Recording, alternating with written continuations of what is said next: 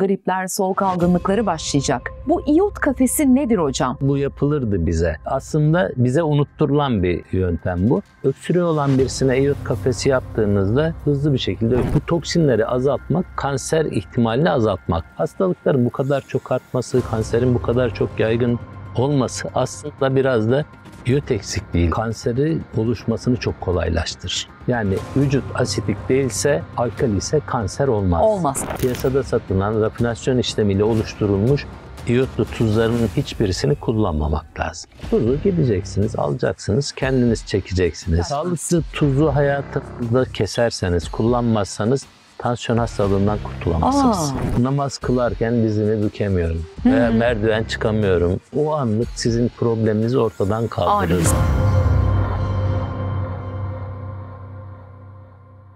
Efendim merhabalar, Ferda Yıldırım YouTube kanalında yanımda gördüğünüz üzere Doktor Hasan Hüsnü Eren var. Elimde de yeni kitabı İyot var. İyot giren eve doktor girmez. Daha önce bu konuyla ilgili çokça yayın yaptık hocamla. Önce bir kendisine merhaba diyelim ama bugün hiç bilmediklerinizi öğreneceksiniz kitaptan yola çıkarak. Hasan Hüsnü hocam hoş geldiniz. Hoş bulduk. Özledik sizi. Evet, aynen öyle. Uzun zamandır bir yayın yapmamıştık. Kitap vesile oldu. Teşekkür ederim. Kitap buluşmamıza vesile oldu. Efendim, iyotla ilgili kafanızda sorular varsa o soruları giderecek bir kitap. Kiminiz kullanıyor biliyoruz, kiminiz daha mesafeli yaklaşıyor. Mesafeli yaklaşanlara ben bilhassa öneriyorum. Okudukça belki kafalarındaki o soru işaretleri gider. Biz de bugün kitaptan yola çıkarak elbette iyotu konuşacağız. Ama ben hocamla şöyle bir başlangıç yapmak isterim. Hocam, Batı'ya baktığımızda bazen o özellikle modern tıp anlamında eleştirdiğimiz Batı'ya baktığımızda İbn Sina işte Büyük Avicenna falan olarak onların gözünde değerlendiriliyor. Ben bir şey merak ediyorum. İbn Sina'dan biz kendi tıbbımızda ne kadar faydalanıyoruz? Her şeyden önce tıp fakültelerimizde İbn Sina'nın adı geçiyor mu? Maalesef bizim çok büyük bir değerimiz olmasına rağmen İbn Sina'nın adı geçmez. Hiç eğitimlerde de geçmez. Ama bu bizim İbn Sina'ya vefasızlığımızdan kaynaklanmıyor. Bütün dünyada olduğu gibi bizde de konvansiyonel tıbbın ana akım tıp olarak kabul edilmesi ve bunun dışındaki uygulamaların reddedilmesinden kaynaklanıyor. Şimdi siz ilaç tıbbını uygularken ve bu uygulamanın dışındaki her şeyi reddederken İbn Sina'yı tıbbın içerisine koyamazsınız. Çünkü İbn Sina size sadece doktorluğu değil, bir şifacıyı, bir psikologluğu, bir çevre etkisini, her şeyi anlatıyor. Yani bugün bizim savunduğumuz bütünsel tıbbın tüm unsurlarını İbn Sina tıbbı içerisinde bulabiliyorsunuz. Bunu reddeden bir sistemde İbn Sina'nın yer bulması mümkün değil.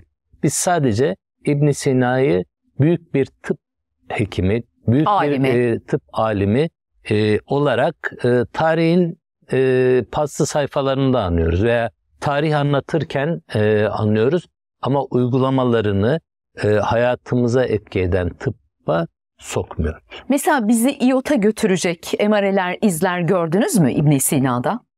Tabii ki şimdi İbn Sina hep doğal olanı önerir. Tedavide doğadan gelen ürünleri tedavi amaçlı kullanılmayı önerir. İyot da bu. İyot da doğadan gelen, herhangi bir değişiklik yapılmayan, üzerinde oynanılmamış, değişiklik yapılamadığı için patentlenemeyen ama değişiklik yapılmadığı için vücudun bildiği, karşı koymadığı ve tedavisine direnmediği bir molekül. Öyle olunca doğal olan bir şey ne olursa olsun, iyot değil, bitkiler olabilir, tabii. Bu soluduğumuz hava olabilir, her şey bizi İbn Sina'ya götürür. Baktığınızda İbn Sina'nın öğretilerinde hep bu izleri görürsünüz. Zaten ben kitabımda da anlatıyorum.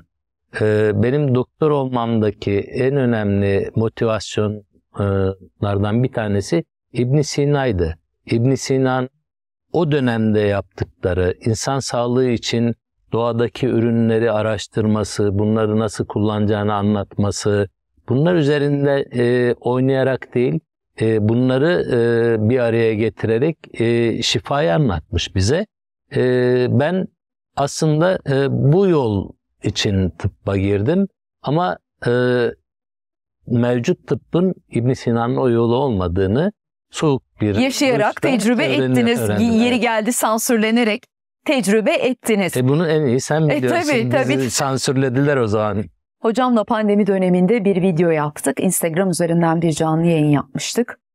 Kadar çok insana ulaşan bir videoydu ki maalesef sansürlendi. Tabii şu an arasanızda bulamazsınız o videoyu. Hocam şimdi iot neden hayatımızdan çıkarıldı? Öncelikli soru.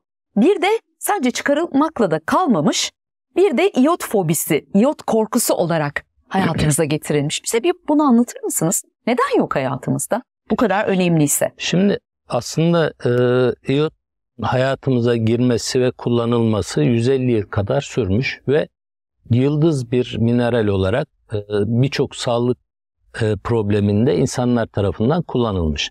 Şimdi siz iotun doldurduğu bir alana talipseniz ve o alanı boşaltmadan ilerleyemiyorsanız o alanı boşaltmak için bir şeyler yapmanız lazım.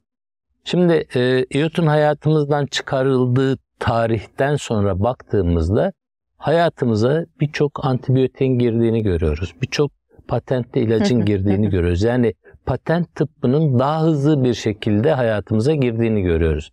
İyot işte bu girişin önünde engel. Neden engel? Ben hep şunu anlatıyorum ve çok da insanlar iyotla ilgili eleştiri yaparken bunu kullanıyorlar.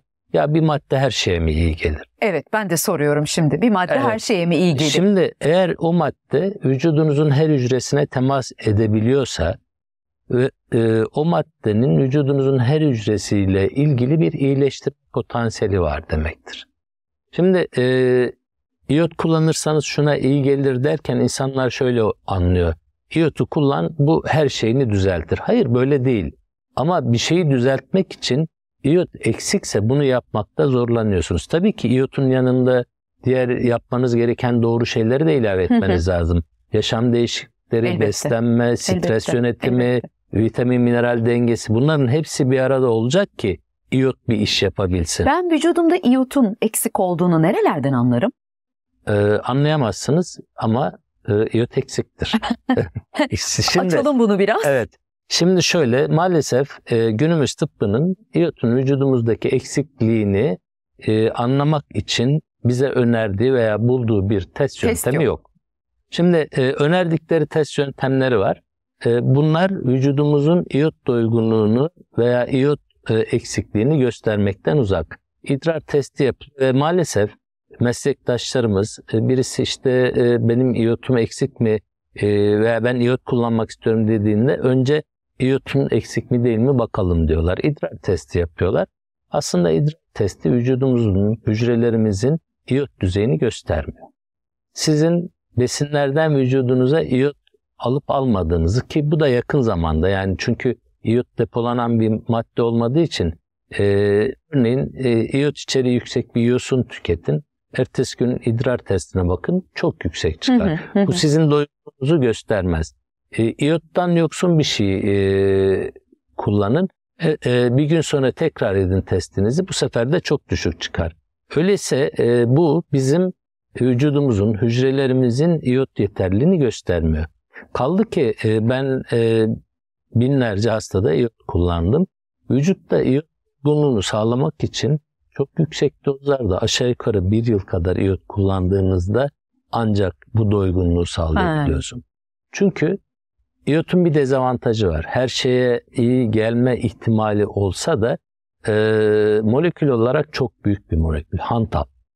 Vücutta hücreye girmesi, toksinlerle yer değiştirmesi, bir şeyler yapabilmesi çok zor. Şey gibi düşünün. Kaplumbağa ile tavşanın yarışmasını düşünün. Gibi. Toksinler tavşan kadar hızlı, iyot kaplumbağa kadar yavaş. Şimdi işte hep bu hikaye anlatılır. Kaplumbağa ile tavşan yarışmış, kaplumbağa yarışı kazanmış.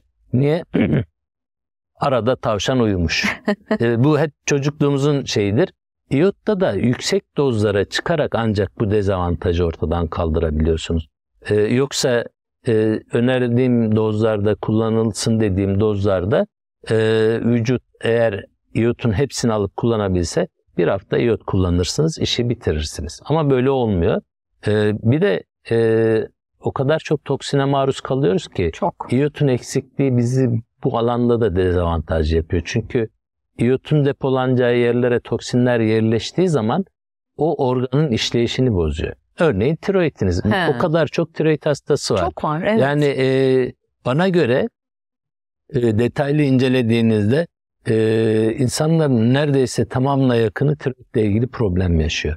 Çünkü iyot eksikken tiroidimize halojen dediğimiz flor, brom, klor gibi maddeler, ağır metaller, özellikle civa, bunlar yerleşerek hem hormon üreten zemini hormon üretemez hale getiriyor, hem de o alana iyot rahat giremediği için ham madde eksik kalmış oluyor. Bu nedenle vücutta iyotun eksikliğinin ötesinde onun eksikliğine bağlı toksinlerin oluşturduğu problemler de yaşıyoruz. Hastalıkların bu kadar çok artması, kanserin bu kadar çok yaygın olması aslında biraz da iyot eksikliğiyle de bağlı. Tam onu soracaktım. İnanılmaz kanser vakalarında yüksek bir oran görüyoruz. Bir oran üzerinden konuşmuyorum ama baktığımız zaman çevremizde duyduklarımız, ettiklerimizde bir veridir hocam. Çok fazla kanser hastalığı duyuyoruz artık. İyot eksikliği kanser yapar mı? Kanseri oluşmasını çok kolaylaştırır. Şimdi bunu şöyle anlatayım. İyot vücudumuzdaki toksinleri temizliyor. Tamam. Detoks etkisi var. Tamam. Şimdi bu toksinler hücrelerimizde temas ederek bunları hasarlayıp kanserleşmesini kolaylaştırıyorlar. Yani bu toksinleri azaltmak, kanser ihtimalini azaltmak demektir. İyot bunu yapıyor, bir. İkincisi, iyot vücudun pH'ını alkali yapar. Şimdi vücudumuz ne kadar alkali ise kanserden o kadar uzağız. Ve iyot bu yolla da kanser riskini azaltır. Artı iyot vücudumuzda yağlarla, lipidlerle birleşerek iyodolipid dediğimiz bir bileşen oluşturuyor. Bu da zamanı gelen hücreye ölmeyi öğretmek anlamına geliyor. Apoptoz dediğimiz hücre intiharı. Hücrenin ölmesi. Eğer hücre görevini tamamladıktan sonra yeni hücreye yer açmaz, kendini yok etmezse, vücudumuzdaki bu değişim bozulursa kanserleşme başlıyor. Şimdi 3 tane basit temel kansere neden olan şeyde iyotun etkisini söyledim.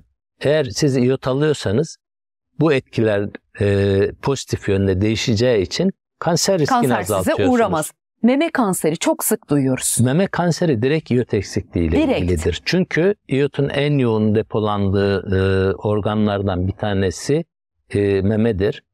Hatta memeyi örnek göstererek iyotun insanlarda aynı dozda önerilmesinin yanlışlığını da anlatayım size.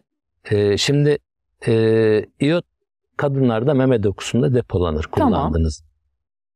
Konvansiyonel tıp diyor ki herkesin diyor günlük şu miktar iyot ihtiyacı vardır ve bu yeterlidir. Tamam. Şimdi memede eğer depolanıyorsa küçük boyutta bir memeye sahip olan kadınla büyük boyutta memeye sahip olan bir kadının iyot ihtiyacı fark eder mi? Büyüktür. Tabii.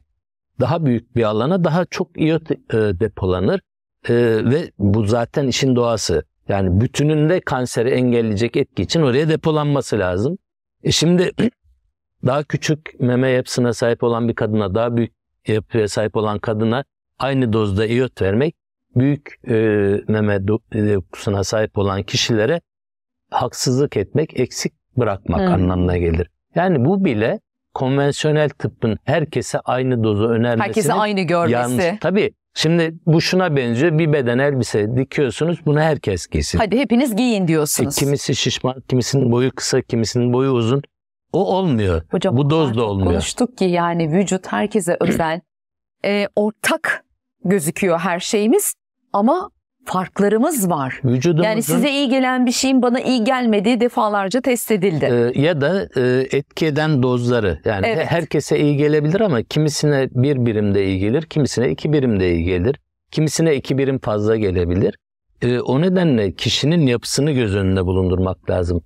Ben hep şunu söylüyorum. Bizim vücudumuz parmak izimiz gibidir. Nasıl parmak izinden kişinin kim olduğunu anlayabiliyoruz. Herkese özeldir. Vücut da herkese özel. O nedenle hastalığı bulup karşılığında bir ilaç yazmak tıbbın şu anki çaresizliğidir, yanlışıdır. Hastalığı tedavi etmeyeceğiz biz, hastayı tedavi edeceğiz. Hastanın durumunu, hastanın yapısını, çevresel etkileri, stres durumunu, ilişkilerini, bunları göz önünde bulundurmadan yapacağımız bir tedavi, uygulayacağımız bir yaklaşım yanlış olur. Asidik vücut hastalık sebebidir, kanser sebebidir dediniz. Biz nasıl yapıyoruz? Aslında bunu ben söylemiyorum. Bunu diyen kişi Nobel ödülü almış. Yani vücut asidik değilse, alkali ise kanser olmaz. Olmaz. Görüşüyle Nobel ödülü almış. Ne yaparak biz asidik hale getiriyoruz vücudu? Oradaki yanlışları bir öğrenelim de çıkaralım hayatımızdan. Buradaki yanlışlar bir toksin yükünün fazla olması. Tamam. Vücudumuzu kimyasala maruz bırakmak. Yani hazır gıdalar, paketli gıdalar içerisinde o raf ömrünü sağlamak için, tat değişikliği için, damak tadı değişikliği için konulan kimyasallar vücudumuzu asitik hale getirir. Artı bazı gıdalar asitiktir. Mesela et, çok fazla et yemek. Mesela karbonhidrat, mesela şeker. Şimdi şöyle bir baktığınızda hayatımız bunlarla geçiyor. Biz fast foodlardan hamburgerdi, pizzaydı, üzerine tatlımızdı, bu tür beslenme yaparak vücudumuzu asitik hale getiriyoruz. Ve bu da kansere zemin hazırlatıyor. Aslında biz bu gıdaları çok tüketerek hızlıca kendimizi doyurduğumuzu düşünüyoruz. Evet, yiyoruz, doyuyoruz ama hücrelerimiz doymuyor. Hücrelerimizin ihtiyacı olan vitamin ve mineralleri içermeyen gıdalarla onları aç bırakarak ya obeziteye doğru gidiyoruz ya da kansere doğru gidiyoruz. İyot da hayatınızda yoksa daha da kolay hastalıklara zemin hazırlamış oluyorsunuz. Bir ezberi bozalım bu yayında hocam. Tuz bugüne kadar o kadar sakıncalı hale getirildi ki aman yemeyin, yok aman tansiyonu yükseltiyor falan. Ama hangi tuz sorusu önümüze geliyor. Evet. Tuz olmazsa hayat durur diye okudum ben. Evet. Şimdi tuzla da ilgili bir bölüm var kitabımda. Evet. Tuzun tarihini de yazdım aslında orada. Tuz zamanında altınla takas edilecek kadar değerli bir maddeymiş. Şimdi bahsettiğimiz tuz diye altını çizerek söyleyeyim. Doğal tuz. Şimdi tuz zararlı mıdır? Rafine tuzsa zararlıdır. Çünkü rafine tuz tuz tadında kimyasaldır. Rafinasyon işlemini yaptığınız zaman tuzu standartize ediyorsunuz. Sadece sodyum ve klorür olarak bırakıyorsunuz. Oysa tuzun içerisinde izmineral dediğimiz aşağı yukarı kimisinde 80'e çıkıyor, kimisinde 60 tane bölgesine, yöresine göre değişiyor ama başka mineraller de var. Biz bu mineralleri temizliyoruz.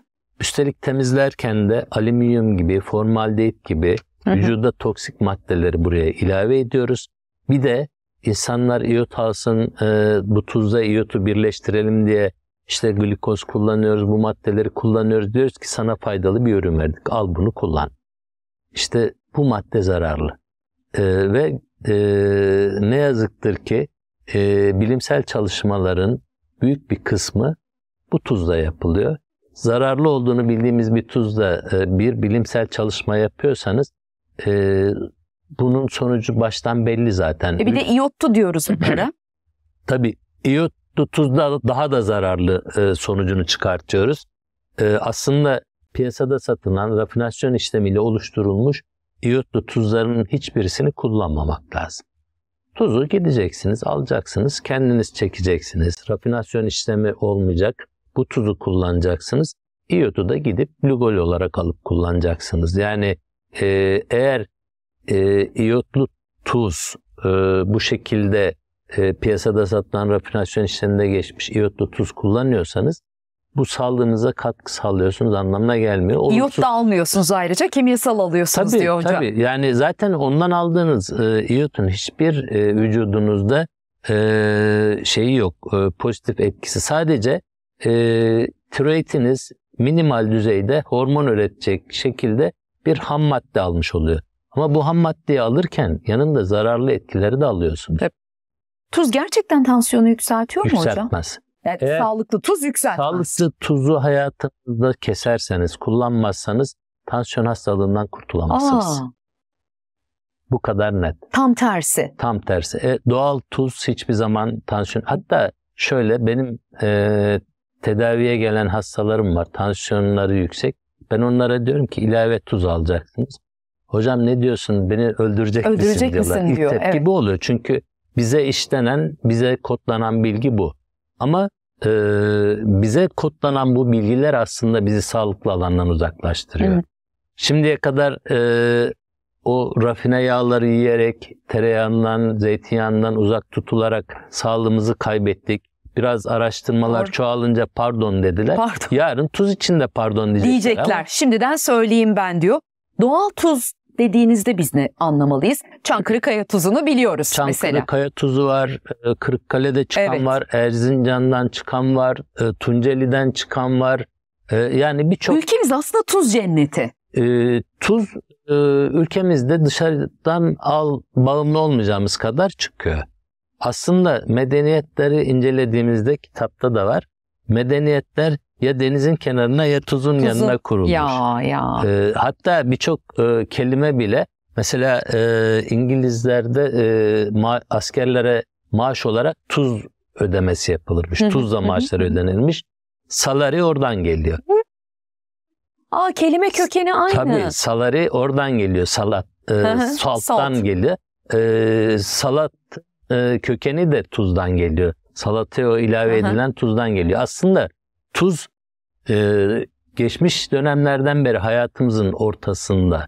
Biz sadece son dönemde işte bir takım nedenlerle tuzu sağlığımıza zarar verecek şekle dönüştürmüşüz. Doğanın bize sunduğu şifalı maddeyi kendimize zarar verecek hale dönüştürüp kullanıyoruz. En büyük becerimiz belki insanlığın gelişiminde bu.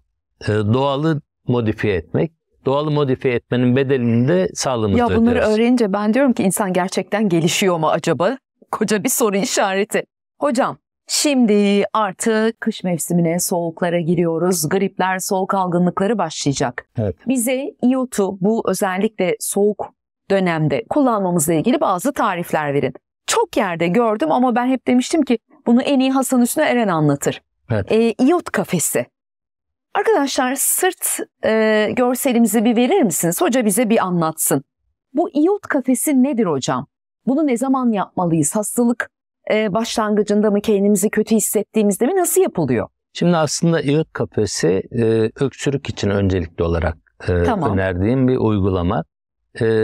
Bu benim geliştirdiğim bir metot da değil açıkçası. Önceki dönemlerde insanlar hayatlarında bunu kullanıyormuş. Hatta böyle yaşı biraz ileri olan anneannenin babası, dedesi yaşıyorsa eğer bunu gördüğünde diyor ki biz çocukluğumuzda bu yapılırdı bize. Aslında bize unutturulan bir yöntem bu. Şimdi birçok insan da bunu kullandı. Öncelikli olarak insanlar inanmaya. Ya 3 tane çizgi çiziyoruz. Bu öksürüğe ne etkisi olacak diye düşündüler. Ama öksürüğü olan birisine iyot kafesi yaptığınızda hızlı bir şekilde öksürüğünü keser. Geçmeyen öksürük çok duyuyoruz ayrıca. Evet, özellikle bu virüslere bağlı kış geldiğinde oluşan öksürüğün geçmesinde iyot kafesi çok etkilidir. Niye sırtta tamamen sürmüyoruz da kafes yapıyoruz?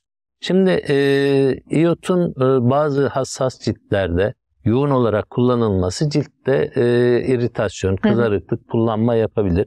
Bunlar geçicidir ama bu da olmasın diye iyot kafesi, yani daha az iyot kullanarak etki edebilen dozu fazla aşmadan kullanıyoruz. Bu görseldeki gibi önce uzun ve yanına çizgileri mi yapıyoruz hocam? Evet, dikey ve yatay çizgiler bu şekilde damak tahtası çizer gibi çizebilirsiniz. Tamam. Tabii bu bir temsili şey. Şimdi benim birçok takipçim, birçok hastam bana çocukların sırtına iyot kafesi yapıp gönderiyorlar. Kimisi araba çiziyor, kimisi ev çiziyor, kimisi çiçek çiziyor. Önemli olan şu ortadaki 3 çizgi mi? Önemli olan sırtta akciğerlerimizin olduğu bölgeye iyotu cilt üzerinden verebilmek. Şimdi bu ne etki sağlıyor? Ama bir saniye, nasıl süreceğimizi bir söyleyin. Nerelere süreceklerini söyleyin. orada gördüğünüz gibi bizim arkadan baktığımızda Tamam. akciğerlerimizin olduğu bölge var. Tamam. Bunun amacı akciğerlerimize iyotu ulaştıracak yakın bir Tamam. mesafede uygulama yapmak. Bunu ön göğüs bölgesine de yapabiliriz. Hı hı. Yani çocuklarda, kadınlarda biraz meme dokusundan dolayı arka tarafı Sırta yapmak tercih etmek gerekiyor. lazım ama erkeklerde ön tarafta kullanılabilir. Omuzların hizasından bele kadar olan bölgeye iyot kafesi yapabiliriz. Bunun dozu ne olacak, büyüklüğü ne olacak? Bunu da istediğiniz şekilde o alanı dolduracak şekilde yapabilirsiniz.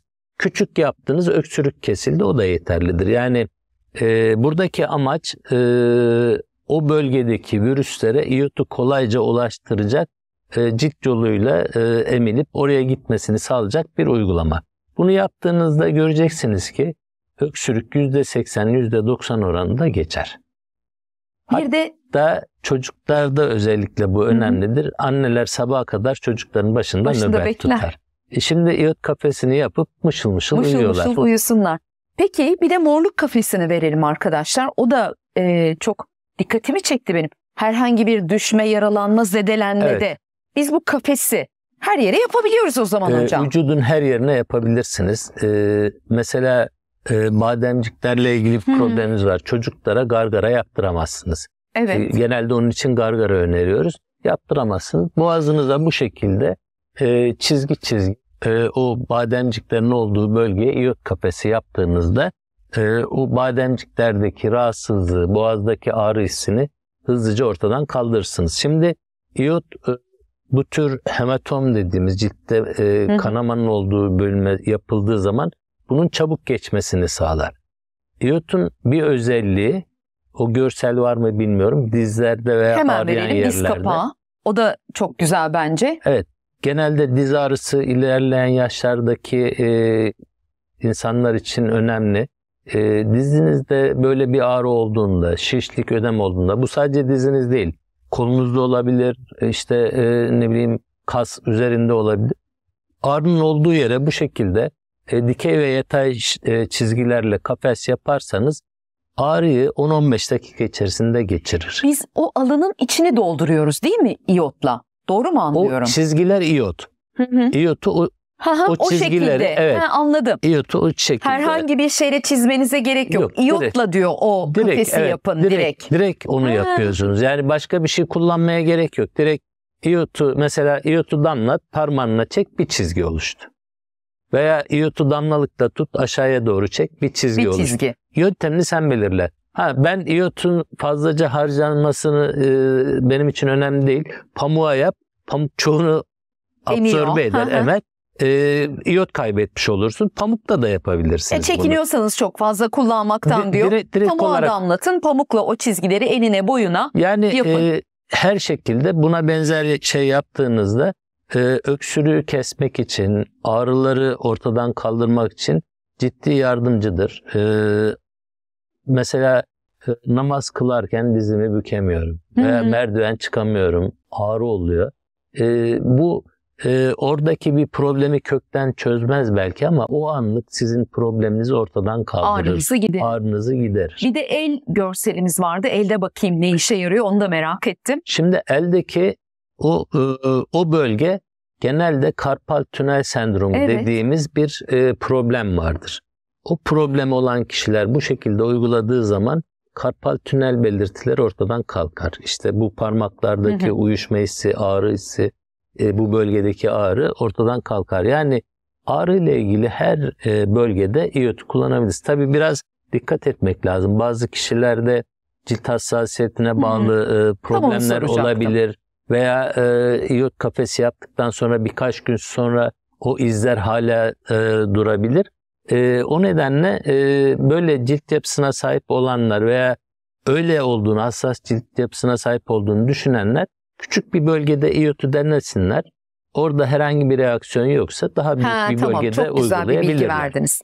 Her cilt de birbirine benzemez. Kimileri daha hassas olabilir diyor hoca. Önce küçük bir bölgede deneyin. Bakın bir kızarıklık, bir hassasiyet, bir şey gelişiyor mu? Gelişmiyorsa rahatlıkla yapabilirsiniz. Bazen benim takipçilerim gönderiyorlar. Mesela alnında bir problem var. İyot olduğu gibi sürmüş oraya. Sabahleyin kalkıyor, kahverengi orada duruyor veya alerji oluşmuş. Hocam ne yapacağım? Bu durumda bekleyeceksiniz. Yani vücut kendini iyileştirecek. Bu durumda olan insanlar da iyotu daha böyle yoğunluğu düşük, sulandırarak kullanacaklar. Bir de kış için bu kafesin yanına şeyin altını çizelim veya söyleyelim. Sprey, iyot spreyi. O daha az yoğunlukta bir solüsyon.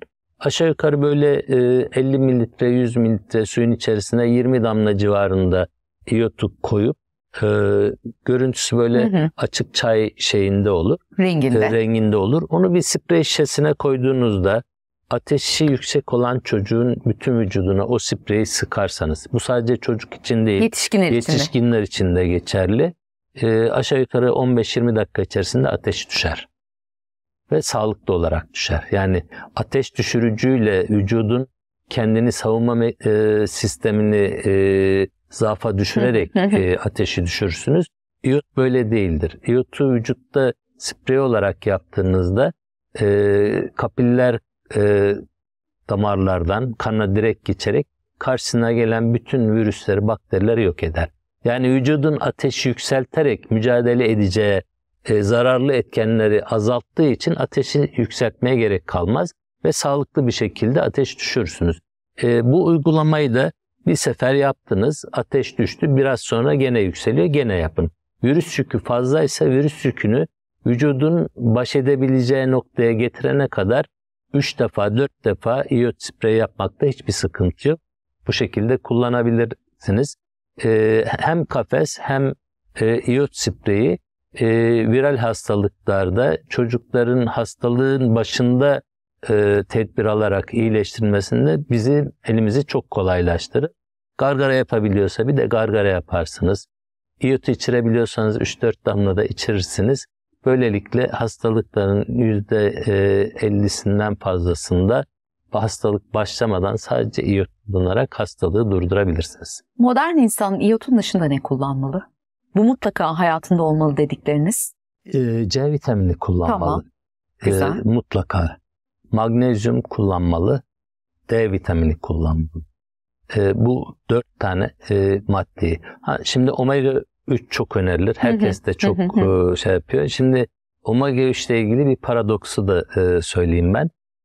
Omega 3 bizim omega 3 6 dengesini kurmak için, yani zararlı olan yağları dengelemek için aldığımız faydalı bir yağ olarak düşünün. Eğer biz sağlıklı beslenmeye başlarsak omega 3 olan ihtiyacımız azalır. Çok fazla omega 3 kullanma zorunluluğumuz kalmaz. Bir de şöyle bir durum var. Herkeste iyot eksik. İyotu alamıyoruz. Omega 3'ün vücutta oksitlenmemesi için iyota doygun olması lazım. Eğer vücudunuzda iyot az miktarda varsa, omega 3 alıyorsanız, vücut bunu ya omega 3'ü oksitlenmemesi için onu orada kullanacak ya da hormon üretiminde kullanacak. Eğer hormon üretiminde kullanacağı iyotu siz omega 3 alarak vücuda orada kullandırırsanız tiroid hormonu üretecek iyot kalmadığı için hipotiroidiniz ağırlaşır. Yani omega alabilmeniz için iyotun önce vücudunuzda çokça olması gerekiyor. Eğer iyotu eksik olan birisi yoğun miktarda omega 3 alıyorsa hipotiroidi belirtilerini ağırlaştırır. Hocam, kısa birkaç sorum daha var iyotla ilgili. Otizmli çocuklarda işe yarıyor mu? Benim takibini yaptığım çok çocukta faydasını gördük. Otizm kompleks bir hastalık olduğu için otizmi tamamen düzeltiyor diyemeyiz ama kullandığım çocukların hepsinde algısı çok açıldı, konuşma problemleri düzeldi, göz teması başladı. Yani otizmli belirtilerinde azalmayı iyotla beraber sağlıyoruz. Bunun sebebinde biraz önce söylediğim gibi ağır metallerin azalması, vücudun hormon dengesinin oluşması gibi sebeplere bağlayabiliriz. Ben otizmli çocuklarda mutlaka iyot kullanılmasını öneririm. Tavsiye ediyorsunuz. O zaman iyotla zeka arasında bir ilinti var mı? Bir başka soru. O ispatlanmış bir şey zaten. İyotu yetersiz olan anneden doğan çocuklarla iyotu yeterli olan çocuklar arasında IQ anlamında bir inceleme yapmışlar. En az 15 puan IQ'su daha yüksek iyot doygun olan çocuklar.